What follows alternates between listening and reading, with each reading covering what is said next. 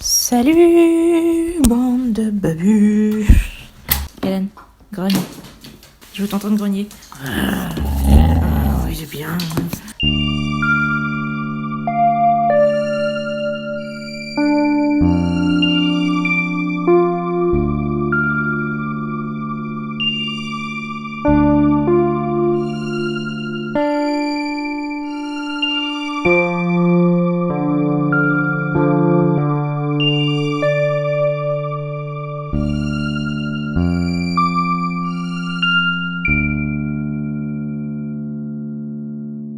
Donc salut les amis. Alors aujourd'hui on va parler encore une fois d'Olivier Bal parce que comme j'avais aimé les limbes, j'avais envie de continuer. Mais on va pas parler du maître des limbes, on va parler de Mille morts, qui est un livre qu'il avait écrit avant et qu'il avait auto-publié. D'ailleurs les limbes aussi il l'avait auto-publié mais il a tellement marché qu'il a été republié parce que quelqu'un une maison d'édition lui a proposé de le publier du coup, vu qu'il avait bien marché. Donc Mille morts, qui lui n'a pas été republié à ma connaissance. Donc moi je m'étais dit, ça va peut-être être moins bien. Je m'étais dit, oui, bon, c'est un polar, ça va être moins bien qu'un univers fantastique, vu que ce que j'avais préféré dans les limbes, c'était le côté exploration, découverte d'un nouvel univers, vu que j'avais un gros préjugé positif parce que ça parlait des rêves et tout ça, je me disais, ouais, un polar, ça va être moins bien. Eh ben, gros spoiler, c'était pas moins bien. C'était tout aussi génial.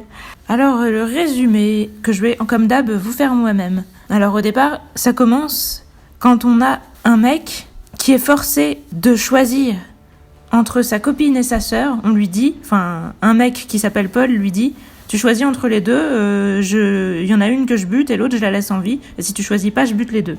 Donc le mec choisit sa sœur parce que voilà, c'est sa sœur, il l'aime plus apparemment que sa copine, même si ça le fait bien chier de choisir. Donc il entend un coup de feu et voilà, on lui bande les yeux, etc. Et plus tard, on revoit le même mec. Cette fois, il est obligé de se faire poursuivre par des matons. En gros, il est avec des prisonniers dans une forêt et ils sont chassés. Et le fameux Paul lui a dit qu'il avait intérêt à finir premier dans la chasse. Et donc, dans cette chasse, il y a des gens qui vont se faire tirer dessus. Il va se passer encore plein de trucs horribles.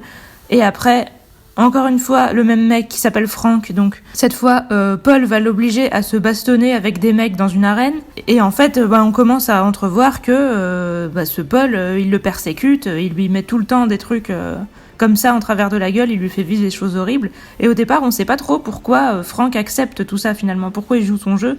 Mis à part parce que Paul menace sa sœur en lui disant de toute façon, si tu joues plus avec moi, je tue ta sœur. Mais on se dit quand même, c'est bizarre, il a l'air de se sentir coupable et Paul il a l'air de se venger. Qu'est-ce qui se passe ? Et en fait après, on apprend que Frank a tué la femme de Paul, dont il était l'amant. Donc après on va avoir petit à petit les révélations de ce passage-là. Et donc au final on comprend que Frank, s'il se laisse faire, c'est à la fois parce qu'il a pas trop le choix, mais c'est aussi parce qu'il culpabilise, parce que il l'a pas tué volontairement. Et donc Paul a décidé de se venger et donc de lui faire souffrir 1000 morts, d'où le titre.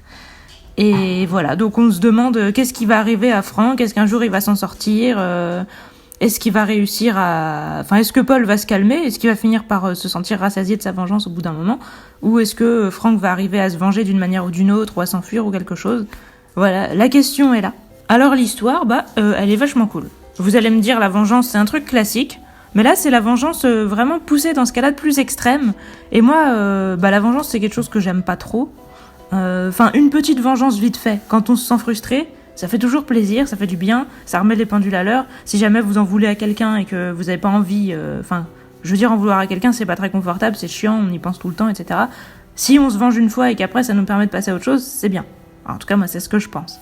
Mais si vous commencez à en vouloir à quelqu'un sans arrêt et que vous êtes jamais rassasié de vengeance, etc., là, c'est que vous avez un problème mental, à mon avis, et c'est pas bon signe du tout, moi j'aime pas. Et du coup, ce livre, il pousse vraiment le concept de vengeance à son extrême, et même si au départ on se dit que c'est classe, là, au bout d'un moment, on a forcément de la compassion pour Frank, et en même temps on se dit, est-ce qu'il mérite ça ? Parce que c'est vrai qu'il a fait peut-être des saloperies, etc., mais il y a des limites peut-être à ce qu'on doit infliger à quelqu'un, même s'il a buté une personne qu'on aime, etc., donc ça pose vraiment cette question. Donc l'histoire en soi, c'est pas qu'elle est originale dans le pitch de base du moins, parce qu'après dans son évolution, elle le sera.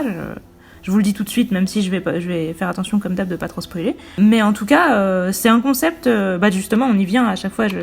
Vous savez que j'ai mes catégories, donc après je parle du concept. Le concept, c'est vraiment ça, et c'est ça qui est intéressant, c'est de pousser la vengeance à l'extrême. Vraiment de voir si on pousse le concept jusqu'au bout, le fait de vouloir faire souffrir quelqu'un à l'infini, de jamais vouloir qu'il meure parce que faut pas que ce soit trop facile pour qu'il s'arrête vraiment pas de souffrir, etc. Et lui pourrir la vie non-stop, à chaque fois attendre qu'il se reconstruise un petit peu pour le redémolir, parce que c'est pareil, si vous laissez quelqu'un au fond du trou et qu'il n'y a plus rien à démolir, c'est pas marrant. Donc il faut le laisser un petit peu d'espoir, lui laisser un petit peu de temps pour qu'il se reconstruise, pour après tout péter à chaque fois. Et du coup, il va passer de plus en plus de temps au fond du trou en se disant « Est-ce que ça vaut vraiment la peine de remonter ?» Et typiquement, provoquer cette situation pour se venger de quelqu'un, est-ce que c'est une bonne chose? Est-ce que ça en vaut la peine? Et qu'est-ce que ça apporte? Qu'est-ce que ça fait? Qu'est-ce que ça fait à la personne qui le subit? Et qu'est-ce que ça fait à la personne qui le fait subir? C'est vraiment cette question-là qu'on creuse dans ce livre. Et je peux vous dire que c'est bien fait. C'est bien creusé, y a pas de souci. Le déroulement de l'intrigue, alors franchement, c'est un truc de fou. On pourrait se dire ça va être monotone. Au bout d'un moment, tuer les proches de Frank ou lui faire tabasser des gens, des chiens, tout ça. On se dit on va vite en faire le tour. Mais pas du tout, parce que en fait, le mec justement, il essaye d'être créatif dans sa manière de recommencer sa vie, parce que il a déjà pris cher, il a pas envie de reprendre cher, donc il se dit qu'il va plus s'attacher, mais en même temps, on peut pas ne pas s'attacher, un spoiler de la vie, donc il se réattache et il reprend cher, etc. Donc en fait, il se passe constamment des choses. Alors certes, on se doute un peu de comment ça va se terminer, mais c'est d'autant plus horrible et justement, ça participe à la tragédie du truc. Et je vous dis tout de suite qu'il va y avoir des retournements de situation, il va y avoir des retournements de perspective aussi. Donc au niveau du déroulement, il se passe des trucs de fou. Et plusieurs fois, on a des révélations de ouf gueudin. Ou après, on apprend que finalement, elles sont peut-être pas vraies. Et on se dit, putain, mais de quel côté il faut être? De quel côté... qui est le gentil, qui est le méchant? Bon, dans les livres d'Olivier Bal, généralement, il y en a pas. Et là, c'est le cas aussi. Mais en tout cas, instinctivement, on a envie de se dire, putain, mais qui c'est qui dit la vérité? Qui c'est qui est le connard? Avec qui on va se mettre, finalement? En plus, les personnages sont assez sympas et assez charismatiques tous les deux, hein, donc autant il y a des livres où je peux m'attacher à personne, autant là j'aimais les deux, il y avait pas de souci. Donc c'est d'autant plus dur de les voir souffrir, parce que ils souffrent autant l'un que l'autre, hein, de se venger ça n'apporte absolument pas l'épanouissement. Donc des retournements de situation, il y en a plein, et franchement le déroulement de l'intrigue, c'est génial, quoi. Il y a de l'action tout le temps, des révélations de ouf gueudin plein de fois. Des fois, il y a des révélations qui en cachent une autre, des révélations qui n'en sont pas, où après on se dit « Oh putain, il nous a bien eu ». Voilà, il se passe des trucs de ouf. Donc, encore une fois, à la fin, j'y reviendrai à la fin. Les personnages, vous savez que moi, c'est ce que je préfère dans les bouquins. Et franchement, là, ils sont super. À la fois, Frank, qui est donc j'ai envie de dire la victime, mais bon. C'est le mec qui a tué la femme de Paul. Donc, à l'origine, c'est le criminel. Mais après, du coup, c'est la victime de Paul, vu que Paul décide de lui faire souffrir 1000 morts. Et Paul, en même temps, il a un homme de main qui se fait appeler Monsieur Nix. Et ce mec-là, du coup, il obéit à ses ordres. Mais vu tout ce qu'il fait subir à Frank, on peut se demander au bout d'un moment si il va pas se dire que ça suffit. Et donc, ça fait une espèce de troisième pouvoir, de troisième force dans le truc, où on se dit que c'est peut-être de lui que va venir... l'impulsion du changement, le fait qu'au bout d'un moment, il va falloir sortir de la boucle. Et du coup, ce troisième personnage, il est aussi creusé et intéressant. Et un autre personnage qui est absent, parce que forcément elle est morte, c'est la femme de Paul, qui s'appelle Alice. Et en fait, elle aussi, elle est intéressante. On va avoir des petits extraits de son point de vue à travers son journal intime au fur et à mesure de l'histoire pour comprendre qu'est-ce qu'elle foutait avec Frank. Parce qu'on se dit, c'est bizarre quand même, pourquoi elle avait un amant? Parce que Paul, il est en mode, oui, j'étais amoureux d'elle, on avait une vie parfaite et tout. Elle était peut-être pas si parfaite que ça si Alice avait un amant. Et puis Frank, c'est un mec qui, de base, a l'air d'un ancien criminel, qui a un passé sombre et tout. Alors que Paul, c'est un mec un peu parfait, ou avec qui Alice, elle avait une vie vraiment... typique de la classe moyenne où t'es posé, voilà quoi, t'es un peu bourge et tout. Donc on se dit, elle avait rien à foutre avec un mec comme ça, qu'est-ce qui lui a pris? Et ça aussi, on va l'apprendre au fur et à mesure de l'histoire. Et du coup, même Alice, en fait, elle est assez charismatique dans ses névroses, etc. Elle est intéressante aussi. Donc on a ces 4 persos qui sont tous importants à leur manière et qui font un espèce de quatuor où ils sont tous importants pour déterminer ce qui va se passer à la fois dans la tête de Paul et dans la tête de Frank et pour leur avenir, est-ce qu'ils vont continuer à souffrir ou est-ce qu'il y aura une solution. Et il y a aussi le fils de Paul qui s'appelle Danny, je crois, qui lui aurait bien envie que son père change de délire. Il sait pas que son père est en train de torturer un mec, mais il sait que son père a l'air complètement barge, qu'il est complètement absent, qu'il est obsédé par sa femme morte et qu'il a élevé un espèce de sanctuaire dans sa chambre où il a mis un sas pour que son odeur reste, etc. Je veux dire, le mec, on voit bien qu'il est un peu taré, donc Danny, il aimerait bien que son père passe à autre chose, et du coup, il le menace de plus lui parler s'il passe pas à autre chose, et évidemment, Paul ne passe pas à autre chose. Donc lui aussi, il est pas inintéressant dans l'histoire, même si on le voit moins. Globalement, tous les persos sont assez touchants à leur manière et assez intéressants, mais clairement, évidemment, les deux persos principaux, je vous dis les trois parce que pour moi, Monsieur Nix, il compte quand même, il a vachement la classe, et même si on le voit pas énormément, c'est un perso...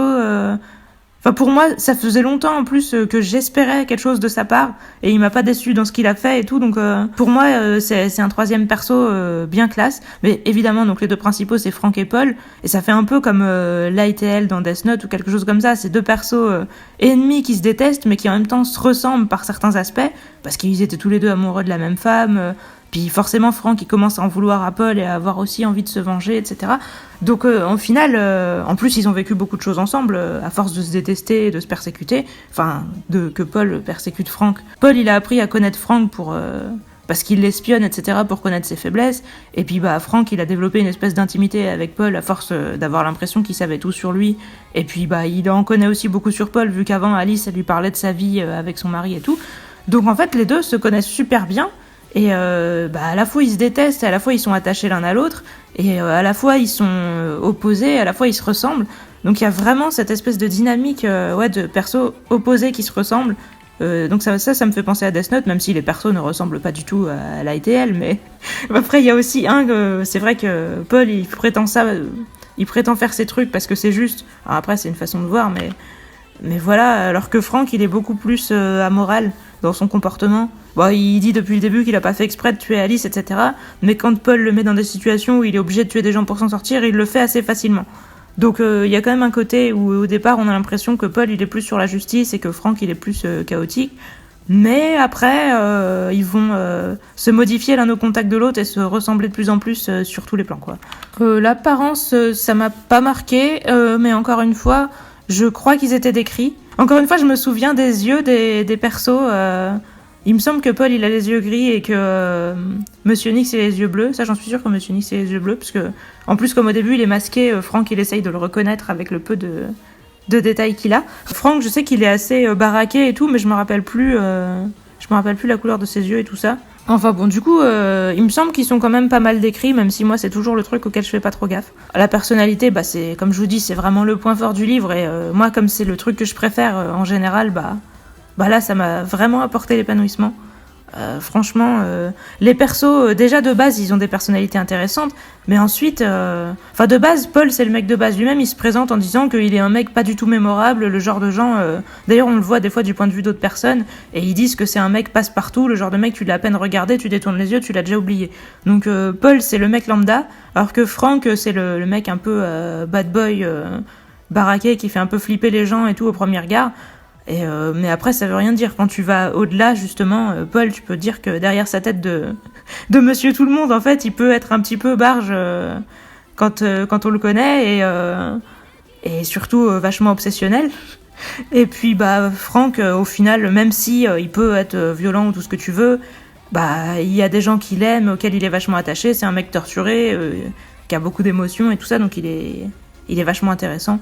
Et le plus intéressant, comme je vous disais, c'est que les persos, ils évoluent énormément au contact l'un de l'autre. Ils prennent super cher tous les deux émotionnellement avec tout ce qu'ils se font subir. Et comme je vous disais, Paul, il se fait mal tout seul, mais il se fait mal quand même. Et en fait, ils vont changer forcément par rapport à ce qu'ils font. Alors, je veux dire, Paul, à force de vouloir faire subir des trucs horribles à Frank, il voit des trucs horribles constamment en face de lui. Il est confronté à des gens chelous, puisqu'il a fait son plan, là, comme je vous disais, de le mettre avec des matons, avec des prisonniers, etc. Et les mecs qui s'amusent à poursuivre des criminels dans la forêt en mode... on leur tire dessus avec des trucs anesthésiants pour se faire une petite chasse à l'homme, comme ça, au calme. Donc... voilà, et puis le truc ça part en vrille parce qu'il y a des criminels qui se révoltent et qui veulent buter les matons pendant qu'ils en ont l'occasion. Donc Paul, assez rapidement, il va avoir du sang sur les mains et tout, alors qu'à l'origine, il était en mode le mec normal, offusqué d'avoir un criminel qui est rentré dans sa vie. Rapidement, il va devenir aussi un criminel. Et donc après, on commence à se dire, est-ce que c'est vraiment juste ce qu'il fait Ça paraît de plus en plus flou, de plus en plus incertain, voire de plus en plus évident que c'est pas le cas en fait. Donc ouais, c'est vraiment ouf à quel point on les voit changer, se corrompre mutuellement et en même temps on peut quand même espérer qu'ils finiront par apprendre de leurs erreurs, même si leurs erreurs sont énormes. Donc la personnalité, l'évolution de leur personnalité, c'est vraiment génial. Oui, bah là, l'évolution, bah, c'est ce que je vous disais. Hein. C'est vraiment fou de voir d'où ils sont partis et où ils sont allés. Ils ont fait un énorme chemin, pas forcément dans la bonne direction, mais un petit peu. Il y a des choses horribles et des choses plus positives. Bah, c'est comme dans la vraie vie, hein, on prend cher et on perd beaucoup et on devient de plus en plus horrible aussi à force d'en prendre plein la gueule. Mais d'une certaine manière, on développe aussi de la compassion par rapport à tout ce qu'on a traversé. L'univers, les lieux et les créatures, bah, c'est notre univers, donc pas grand-chose de spécial. Je me rappelle même pas vraiment. Il me semble que c'était en France, mais j'ai pas trop fait gaffe. On va beaucoup dans des campagnes. Et franchement, ils vont dans des petites maisons, dans la montagne, dans des endroits un peu paumés, avec des lacs et tout. J'ai trouvé ça sympa, mais ça avait rien de particulier à ce niveau. Logique et cohésion, bah, au niveau de la personnalité des persos, de ce qu'ils se font subir, de comment ils s'en sortent, j'ai vraiment vu aucun problème.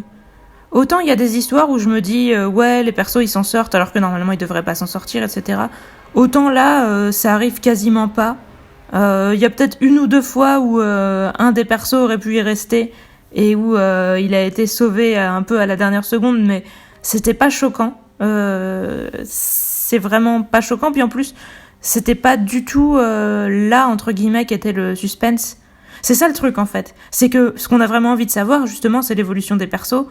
Donc, même si y a de l'action, et que sur le moment, quand on assiste à une scène d'action, on a envie de savoir comment ça va se terminer, là, le suspense, il est pas de se dire est-ce que le perso va se faire tuer, est-ce qu'il va pas se faire tuer. Donc, au final... même quand il y a un ou deux moments où le perso survit alors qu'on se dit putain c'était chaud, moi je me suis jamais arrêtée dessus et ça m'a jamais gênée. Mystère et découverte, bah comme ce qu'on essaye de découvrir, c'est jusqu'où vont aller les persos.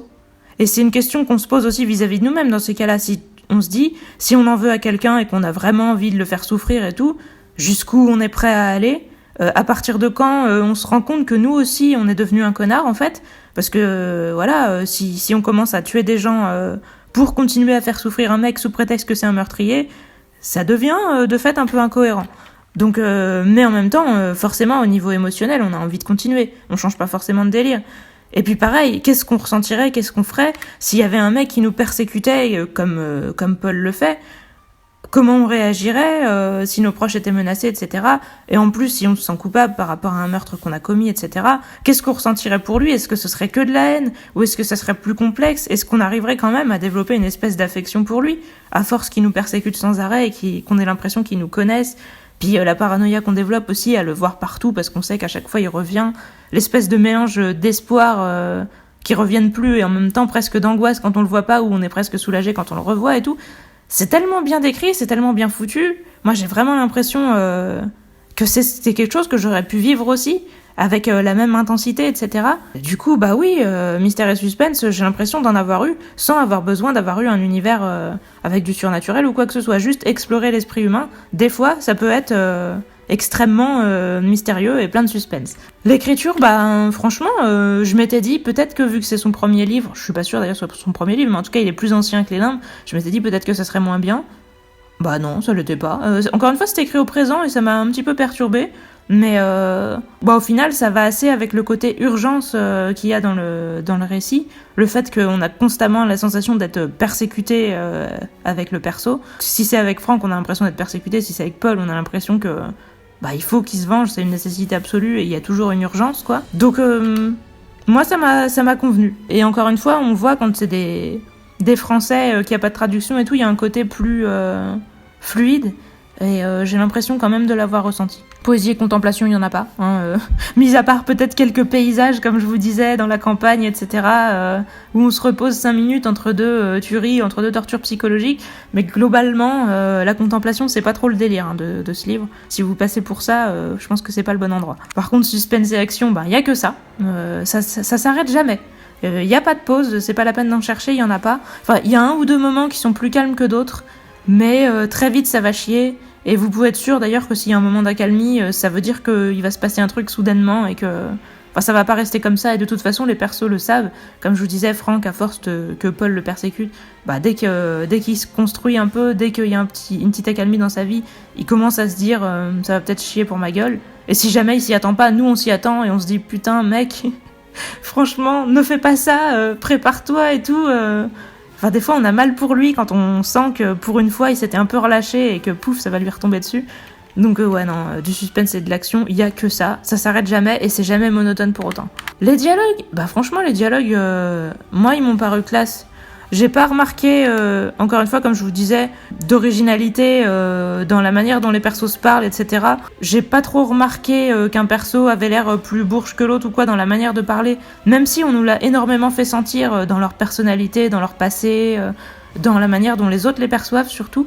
Mais en tout cas, dans leur manière de parler, je l'ai pas trop ressenti. Par contre, crédibilité et réalisme, j'ai vu vraiment aucun problème. Les dialogues des persos sont vraiment intéressants dans les moments où ils se parlent, parce qu'ils font pas que se balancer des vannes à la gueule ou quoi. Des fois, ils essayent vraiment de se parler, de se comprendre. Et ça fait... c'est vraiment triste, justement, de voir qu'ils pourraient y arriver, mais qu'à chaque fois, ils retombent dans la rancœur, dans la crainte, dans la haine, etc. Bon, même si c'est surtout de la faute de Paul, mais... mais voilà, on le comprend aussi, parce que bon... Lui, ça lui est tombé dessus du jour au lendemain, on lui dit sa femme est morte et il a l'impression que ça sort de nulle part, donc voilà. Mais du coup, ouais, les dialogues étaient bien. En note globale, je vous l'ai dit au début, je crois j'ai mis 8, exactement comme pour le maître des limbes. Du coup, franchement, j'ai rarement autant kiffé sur un polar. Je pense qu'on peut dire que c'est un polar, mais j'en suis même pas sûre, parce que ça ressemble pas du tout à ce que j'ai l'habitude de lire, ça ressemble pas du tout à ce à quoi je m'attendais. Franchement, c'était haletant de A jusqu'à Z et ça m'a vraiment impressionné au niveau psychologie, quoi. Donc maintenant, on va revenir sur la fin. La fin, donc, si vous ne voulez pas de spoil, vous pouvez vous en aller. Je vous dis tout de suite au revoir, merci, et à bientôt.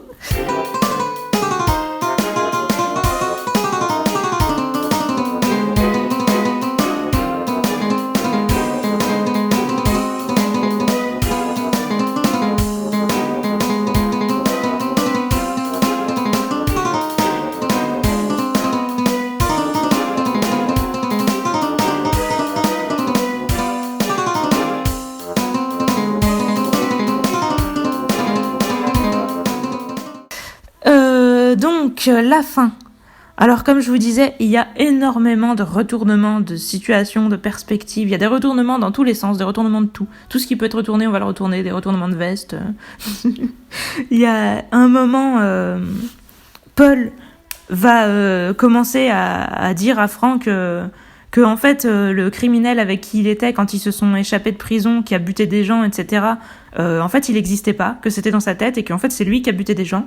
Et il va lui dire pareil que c'est lui qui a buté tout un tas de gens, que c'est lui qui a fait tout un tas de conneries, et il le fait vraiment douter. Et du coup, nous, on doute aussi, parce qu'on se dit, c'est possible que Frank croyait ça, parce que ça l'arrangeait de croire ça. Ça existe des gens qui veulent se faire croire qu'ils sont des gens bien, alors qu'en fait, c'est des meurtriers, mais qui se cherchent juste des excuses. Parce que concrètement, Paul, il a l'air convaincu que c'est pas vrai que Frank a tué sa femme accidentellement, mais qu'il l'a forcément fait exprès et que juste il fait du déni. Et en fait, on se dit que c'est possible. Et donc, il nous fait vraiment douter, et il le fait vraiment lui-même douter. Et je trouve ça vraiment génial. C'est un peu comme dans Mr. Robot ou quoi. Le fait que, comme on est d'un point de vue interne avec les persos, on sait plus non plus ce qui est réel et ce qui est pas réel. Et on comprend que Frank, il le sache plus, parce qu'à ce moment-là, il le retient prisonnier, enfermé, tout seul. Et la seule interaction, justement, qu'il a, c'est avec Paul, qui lui raconte des conneries. Enfin, qui lui fait croire des trucs comme ça. Et le mec, il mange à peine, il dort à peine, il est blessé et tout. Il est dans un état, on peut vraiment comprendre qu'il sache plus ce qui est réel et ce qui est pas réel. Et donc on en doute aussi, on se dit en fait depuis le début on a de la compassion pour Frank, mais si ça se trouve c'est un vrai connard. Et en fait après, comme je vous disais, il y a ce fameux Monsieur Nix qui va finir par se dire mais non mais c'est aller trop loin. En fait il va se dire ça à un moment où Frank va essayer de s'allier avec des petites racailles en les engageant pour buter Paul et Monsieur Nix.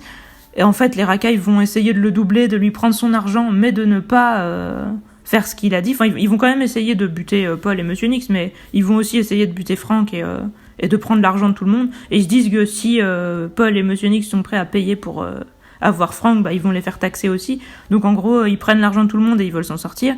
Et là, en fait, Monsieur Nix, au début, il veut envoyer des flèches paralysantes sur tout le monde, enfin des trucs anesthésiants. Sauf ça met du temps apparemment à recharger, donc il en envoie une. Après, les autres mecs se mettent à leur tirer dessus. Et là, Paul, il lui dit, mais vas-y, fais quelque chose et tout. Et le mec reste paralysé, parce qu'il se dit, mais soit je les tue, soit il me tue. Il n'y a plus moyen d'envoyer des trucs paralysants et de ne pas réellement commettre de meurtre. Et donc il reste bloqué, et finalement c'est Paul qui va se mettre à les buter. Donc voilà, c'est à partir de là que Paul a du sang sur les mains, et que c'est plus Monsieur Tout-le-Monde qui est juste la victime. Et c'est à partir de là que Monsieur Nix va se dire, non mais... en fait, je suis pas sûre d'être du bon côté. Et du coup, il va rejoindre Frank en scred et faire comme s'il était aussi un vagabond et discuter avec lui, et ils vont devenir potes, etc. Et au bout d'un moment, il va lui révéler qui il est. Et après une petite altercation où Frank le menace un peu et lui dit, ouais, tu t'es foutu de ma gueule, tu mériterais que je te bute. Paul, je comprends pourquoi il m'en veut, mais toi, j'ai jamais compris, alors t'es un vrai connard et tout.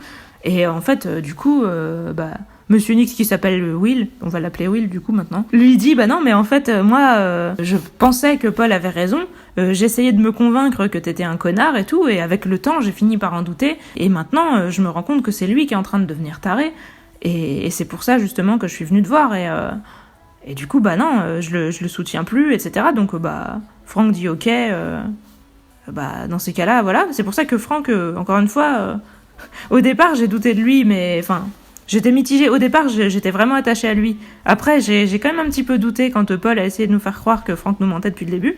Et en fait, après, je me suis dit, là, ça prouve que c'est vraiment un mec bien, parce qu'il avait envie de le buter depuis longtemps. Il se disait, putain, ce mec-là, pourquoi il m'en veut, Monsieur Nix, j'ai même pas de passif avec lui, si j'ai l'occasion, il faudra que je le bute. Et en fait, quand il est en face et que le mec lui explique comment il pense et tout, il le bute pas, finalement. Donc, comparé à Paul, il y a une sacrée différence. Après tout ce qu'il lui a fait subir, il aurait pu, quoi, et il le fait pas.